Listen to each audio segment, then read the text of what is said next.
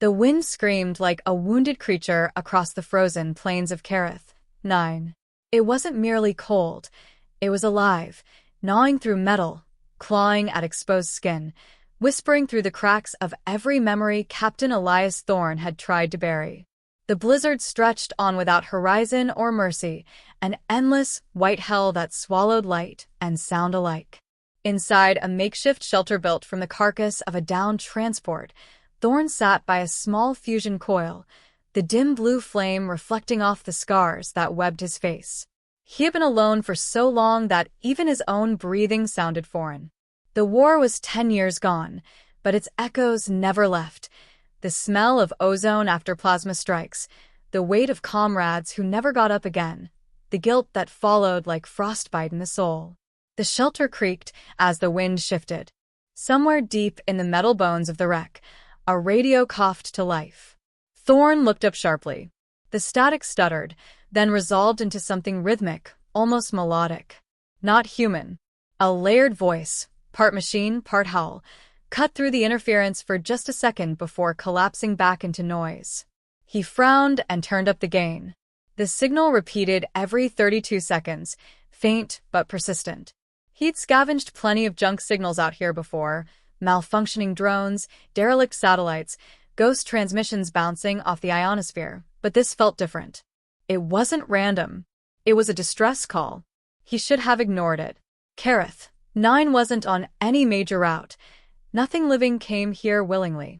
The last time he'd answered a distress beacon, his entire squad died on Orion's moons because he trusted the wrong coordinates. But that old reflex, the soldier's curse of duty, stirred in his chest. He muttered under his breath, "You're not that man anymore." But even as he said it, he was strapping on his frost armor, tightening the seals on his gauntlets. His breath fogged the visor. The exosuit whined as he powered it up, the ancient servos protesting from disuse. He slung a plasma torch over his shoulder, holstered an antique pulse rifle, and stepped into the storm. The blizzard welcomed him like an old enemy. The wind tore visibility down to nothing, the ground indistinguishable from sky. Each step was a battle against gravity and exhaustion, the temperature dropping far below survivable levels for any unprotected species. Thorne followed the signal tracker on his wrist, a dim red pulse against the void. He didn't notice the shapes at first. They were too smooth, too deliberate to be snowdrifts. Wreckage spread across a half-frozen crater, shards of alien metal, sleek and curved, their surfaces half buried in ice. The ship's insignia, faint beneath the frost, shimmered with a light that wasn't human. Lycanian. The word itself sent a chill deeper than the cold. He'd fought them once, tall, furred hybrids with strength and senses far beyond humanity. Wolves in armor, they'd called them. Efficient, ruthless, almost beautiful in motion. Seeing their ship now, gutted and silent, felt wrong. He moved carefully among the wreckage, sweeping his torchlight through shattered corridors. The hull was splintered from an impact, edges fused from re-entry heat. Whatever brought it down hadn't left much alive. But the beacon still pulsed faintly ahead. He followed it into the core chamber, where the ice was thick enough to glow faintly blue. Beneath it lay a capsule, a stasis pod, half-cracked, power readings low. Inside, through the fog glass, something moved. Thorne froze. The figure inside wasn't human. A female shape, but her skin shimmered faintly with bioluminescent veins. Her ears tapered, her fingers ended in subtle claws, and a faint outline of fur traced the edges of her jaw and neck. Her eyes, closed, but glowing faintly beneath the lids, shifted under the frost. She was alive. Barely. He could have walked away. Should have. Instead, he knelt beside the pod and wiped frost from the control panel. The interface was alien but familiar enough to guess at. Oxygen levels critical, power almost gone. She'd been in there for days, maybe weeks. The only reason she hadn't frozen solid was because the pod was feeding off residual charge. Thorne cursed quietly and pulled the plasma torch from his belt. He adjusted the heat level and began melting the ice around the base of the pod. Each hiss of steam reminded him how stupid this was. The Lycanian royal fleet would hunt down anyone who tampered with their kind. He'd be executed before he could explain. But his hands didn't stop moving. He told himself it was habit, that a soldier's training doesn't die just because the war's over. But deep down, he knew it wasn't training. It was something older, something human. The pod finally broke free with a crack of splitting ice. He grunted and hauled it upright, dragging it through the storm toward his shelter. The trek back was a blur, white wind, the crunch of ice under heavy boots, the pod's faint hum like a heartbeat in his ears. By the time he reached the outpost, his suit's temperature gauge was redlining. He sealed the hatch, collapsed to one knee, and powered the heater to maximum. The frost melted off his armor in streams. The pod flickered weakly, its life support functions dying one by one. He placed a gloved hand against the glass. "Don't you quit on me now," he muttered. The lights inside dimmed, then flared. The internal pressure equalized with a hiss. Thorne stepped back as the seals disengaged. The lid opened slowly, releasing a cloud of cryogenic mist. The creature inside, no, the woman, slumped forward, gasping, her claws scraping the edge of the pod. Her breath came in visible bursts, sharp and uneven. Her skin shone with frost and faint luminescent markings that pulsed like veins of liquid light. Thorne caught her before she hit the floor. Her weight surprised him. Light, fragile, trembling. Her eyes opened for a moment, golden and wild, flickering with something between awareness and instinct. Then she spoke. Just one word. A language he didn't understand, but the tone was unmistakable. Plea, not threat. Her hand gripped his arm before going limp. Thorne laid her gently on the heat pad, uncertain whether he'd just saved a life or invited death into his last refuge. The radio crackled again, faintly repeating that same signal, only this time layered with another tone, deeper, searching. Someone else was listening. Thorne glanced toward the frozen door, pulse rifle resting nearby. The storm outside had shifted pitch, its howl now mixed with something almost predatory. He looked back at the unconscious alien, her breath faint but steady. Against every rational instinct, he said softly, "Guess it's just you and me now." And for the first time in years, Captain Elias Thorne felt the old tremor of purpose stir in his chest. The shelter had never felt so small. The hum of the heater mixed with the rhythmic rasp of the alien woman's breathing. Frost still clung to the corners of her hair, strands of silver and pale blue that shimmered faintly in the dim light. Elias Thorne sat beside her, elbows on his knees, watching the way her chest rose and fell, shallow but steady. Every instinct told him to stay ready for violence, yet something about her fragility made the thought feel wrong. Hours passed before she stirred. Her eyes snapped open, bright gold, slit like a predator's, and she inhaled sharply, sitting upright in one fluid, animal motion. Thorne reacted on reflex, hand on his rifle, but didn't raise it. She scanned the room with wild precision, her nostrils flaring, claws twitching. When her gaze locked on him, it was like staring into the eyes of a storm given form. "Easy," he said, voice calm, palms open. "You're safe." She tilted her head, not understanding the words but catching the tone. Her breathing slowed, though her muscles remained coiled. Thorne reached for the med pack, holding it up as if showing a tool of peace. Her eyes flicked to the glowing injector and back to him. "Medicine," he explained softly. "Helps." She hesitated, then extended her arm slightly. He moved carefully, injecting the stabilizer into her forearm. Her veins pulsed briefly with light, the bioluminescent pattern stabilizing. She winced but didn't resist. Minutes later, her gaze softened from feral suspicion to wary confusion. She spoke a short string of words, liquid, lyrical, untranslatable. Thorne shook his head. "Sorry, sweetheart. You'll have to slow that down." She frowned, repeating one word. "Who, man?" He blinked, surprised. "Yeah, human." "That's me." He tapped his chest. "Elias Thorne." She mimicked the motion awkwardly, then pointed to herself. "Lyria." The sound was soft, almost a growl, but there was meaning in it. "Lyria," he repeated. All right, Lyria. You crash-landed here. Ship's gone. Storm's bad. We stay alive. Maybe figure out the rest later. She tilted her head again, listening as if to the wind outside. Her ears, slightly pointed, twitching, caught something he couldn't. She said something sharp and low, a warning tone. Then he heard it too, the faint hum of an engine in the distance, swallowed quickly by the storm. Thorne moved to the radio, cycling frequencies. The signal was gone, replaced by silence, but his gut tightened. He'd been in too many sieges not to recognize the calm before something bad. "They're coming for you, aren't they?" he murmured. Lyria's gaze met his. She didn't understand the words, but her expression said enough. Fear and guilt. Whatever chased her wasn't human, and it wasn't friendly. He turned away, cursing under his breath. This wasn't his fight. He was a broken soldier on a forgotten moon, not a damn hero. He should throw her out, let fate clean up its own mess.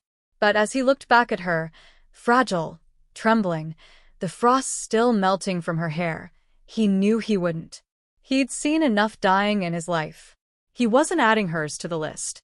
The next hours were a blur of motion. He reinforced the doors with scavenged plating, powered up the emergency shield grid, and redistributed what little ammunition he had. She watched him the entire time, silent, occasionally moving to help when she understood what he was doing. Her intelligence was evident, quick to mimic, quick to adapt. When he showed her the perimeter scanner, she seemed to recognize the technology instantly, tapping the controls with delicate precision until a faint green waveform appeared. For a moment, he forgot she wasn't human. "Guess we make a good team," he said quietly. She looked up at him, eyes bright, and for the first time, almost smiled. The moment didn't last. The scanner flickered red. Multiple heat signatures, distant but closing. Thorne's stomach dropped. They found the beacon. He switched off the lights, letting the storm's dim glow filter through cracks in the metal. The two of them crouched near the heater, the silence thick between them. Outside, the wind carried faint howls, long, layered, not entirely natural. Lyria tensed, her pupils narrowing. She whispered something, half growl, half prayer, and pressed a clawed hand to the door. Her body language told him everything. Danger, many of them fast. "Hunters?" he asked. She nodded once. He adjusted his rifle, checked the charge. The weapon was old, but so was he, and both still worked. Figures. Always the hard way. He moved to the window slit and peered into the storm. Through the swirling snow, faint shapes moved, tall, broad, lupin silhouettes with glowing blue armor. They were sweeping the terrain methodically. Thorne felt the old war rhythm slide back into his bones. His heart steadied, mind clear. This was what he understood: enemies, tactics, survival. He turned to Lyria. "They're not getting you. Not tonight."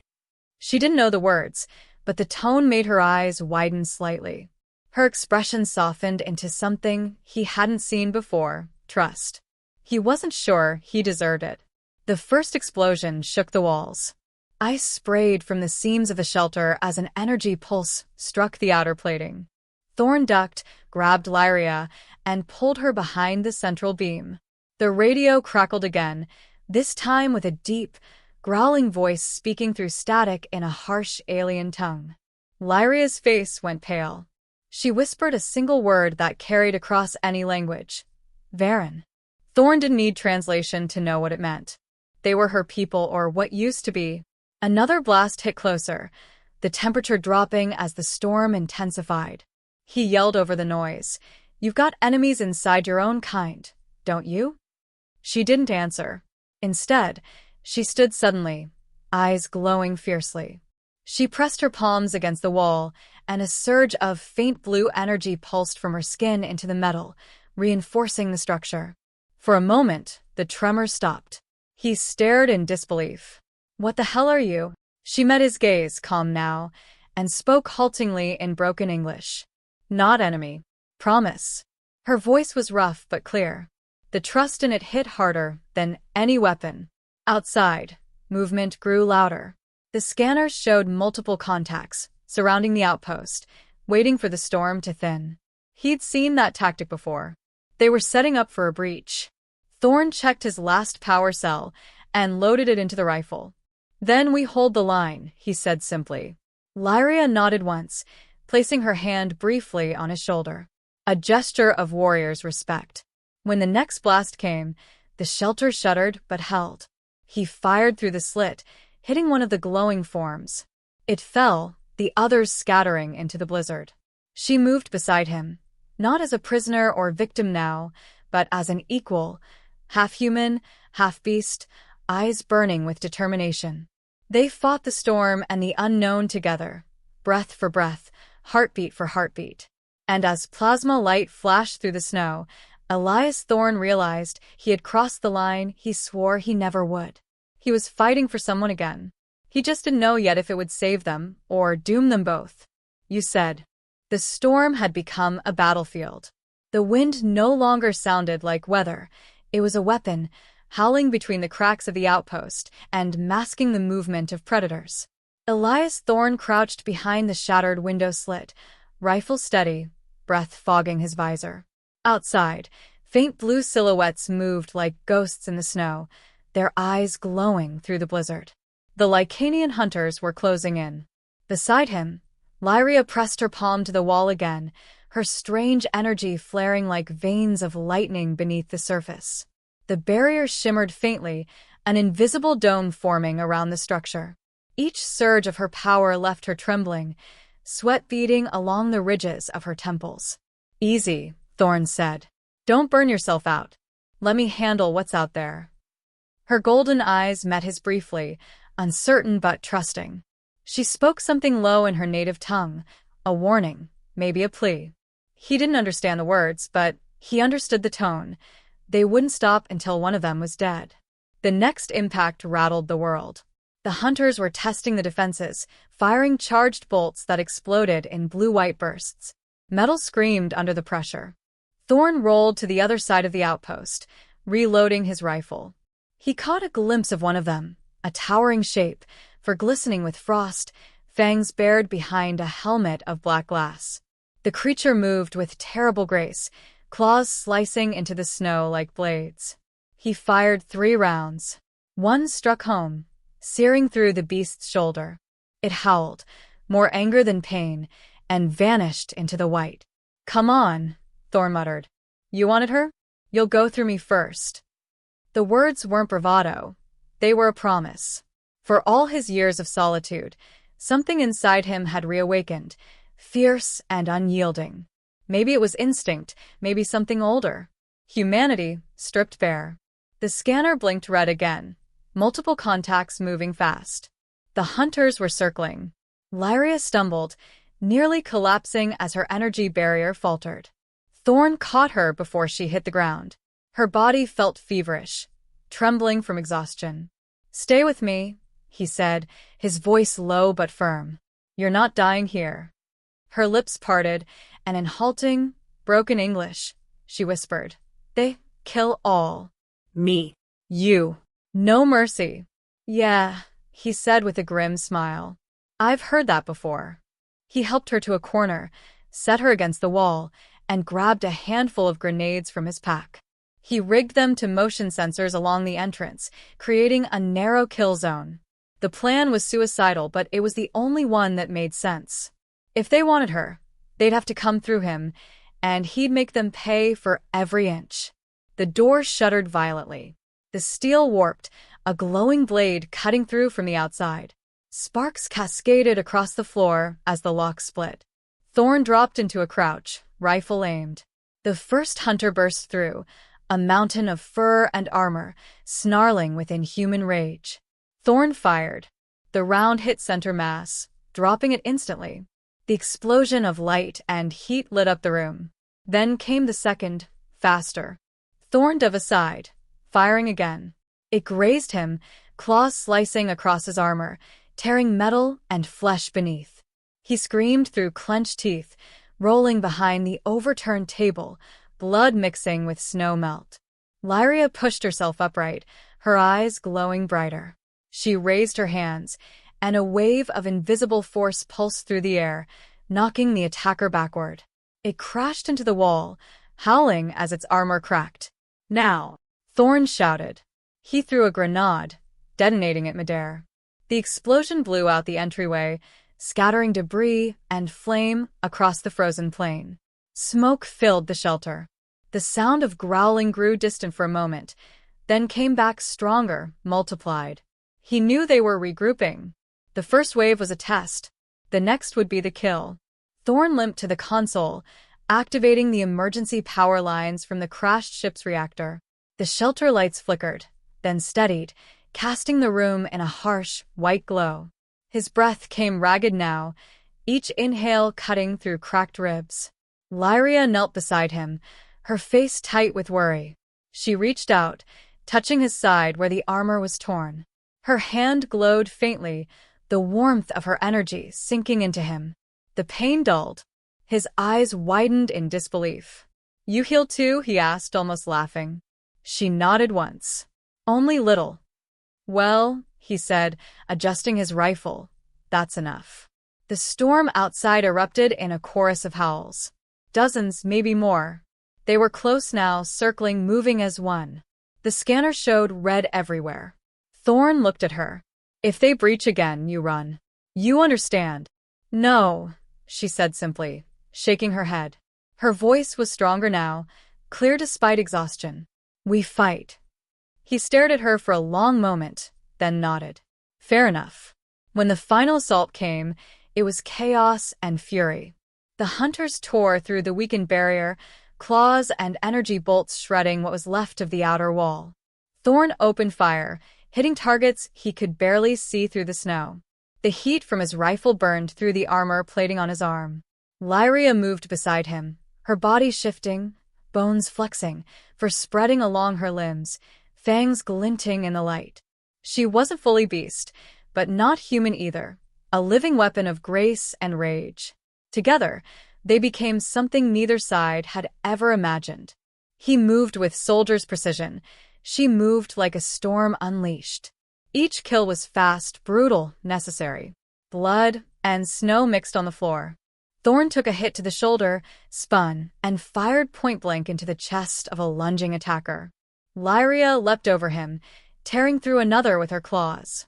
For a heartbeat, they fought as one mind, one purpose. Survival. When the last of them fell, silence reclaimed the storm. The shelter was half destroyed, smoke curling from the shattered walls. Thorne dropped to one knee, chest heaving, his suit sparking from overload. Lyria stood over him, breathing hard, her transformation slowly fading. She was shaking, eyes dim but alive. He managed a hoarse laugh. "You weren't kidding about fighting." She knelt beside him, touching his cheek lightly. "Human strong." He smiled faintly. "Don't spread it around." Outside, the wind began to change tone. The storm was easing, the first glimpse of faint starlight piercing through the clouds. But before either could breathe relief, a deep rumble filled the air, a sound no natural creature made. Lyria looked up, eyes widening. Through the thinning clouds, the silhouette of a massive ship descended, sleek, black, bearing the insignia of her people. Thorne followed her gaze, heart sinking. "Friends of yours?" She didn't answer. Her face was pale, unreadable. The ship's lights swept across the ice, and a voice echoed through loudspeakers, speaking in Lycanian. Lyria's claws flexed. Her gaze met his. "Not friend. Royal fleet." He exhaled slowly, shoulders slumping with exhaustion. "Of course it is." She reached out, pressing her hand to his arm, the faint glow returning. "They come for me and you." The blizzard was gone now, the light too sharp, too clean. Thorne tightened his grip on the rifle, though he knew it wouldn't matter. The hunters had been bad enough, but this was something else entirely. Still, he stood beside her. He'd made his choice long ago when he dug her out of the ice. Whatever came next, he'd face it the same way he always had, on his feet. And as the great shadow of the Lycanian ship fell across the broken outpost, Elias Thorne woke to silence. For a long moment he thought he was dead. The last thing he remembered was the sky splitting open, the royal ship descending like judgment itself, and the burning taste of ozone in his mouth. Now, everything was white and soft light. His body ached, wrapped in smooth sheets instead of armor. The air smelled sterile, too clean to be real. He opened his eyes. The ceiling above him glowed faintly with bioluminescent patterns, pulsing in rhythm with his own heartbeat. He wasn't on Kareth 9 anymore. The sound of distant engines confirmed it. He was aboard a Lycanian vessel. He tried to sit up, but pain stabbed through his ribs. A soft voice stopped him before he could push further. You should rest. Lyria stood at the foot of the bed, her posture no longer uncertain or defensive. She wore silver ceremonial armor that seemed to flow like liquid light around her form. Her golden eyes had lost the wild edge he remembered. Now they carried the calm authority of someone born to rule. Thorne stared at her, half in disbelief. You clean up well, princess. She smiled faintly, the gesture unfamiliar but genuine. You know what I am now. Yeah, he muttered. Figured the giant warship with your crest gave it away. She stepped closer, her expression turning serious. You saved my life, human. Twice. That is not something my kind forgets. Thorne chuckled dryly. Wasn't exactly part of the retirement plan. She tilted her head slightly, studying him. Why? You could have left me to the storm. You owed nothing. He looked away, jaw tightening. The memory of his fallen squad still lived behind his eyes. Because I've seen enough dying for one lifetime. Didn't want another name on that list. Lyria was silent for a moment. When she spoke, her voice was softer. There is more humanity in that choice than in all the empires I've seen.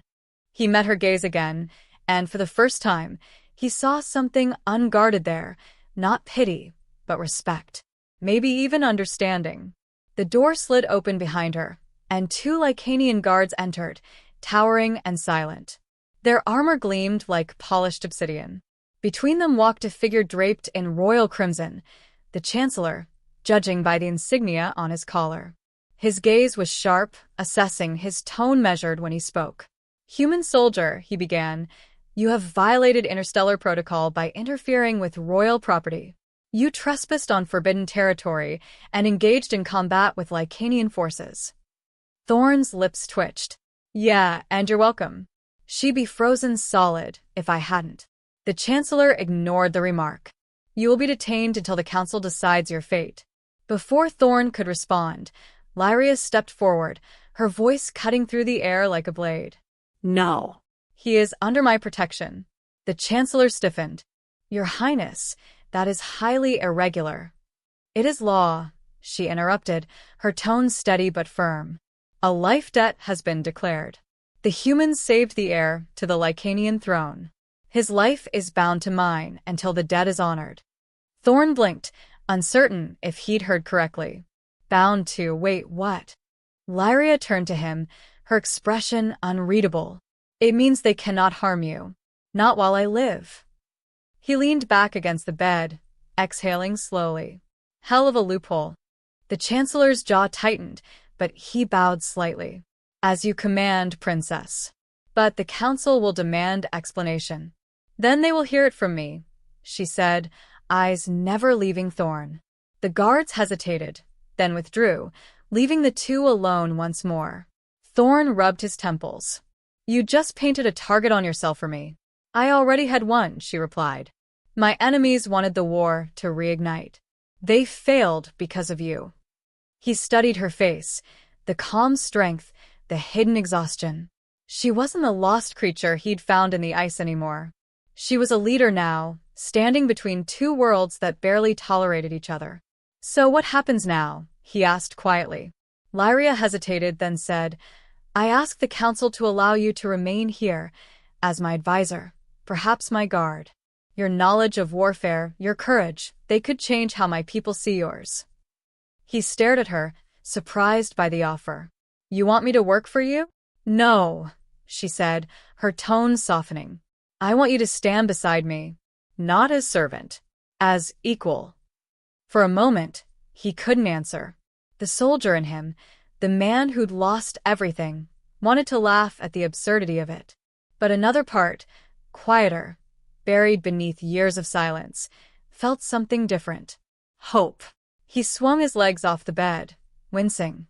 I appreciate the offer, Princess, but I'm not the diplomatic type.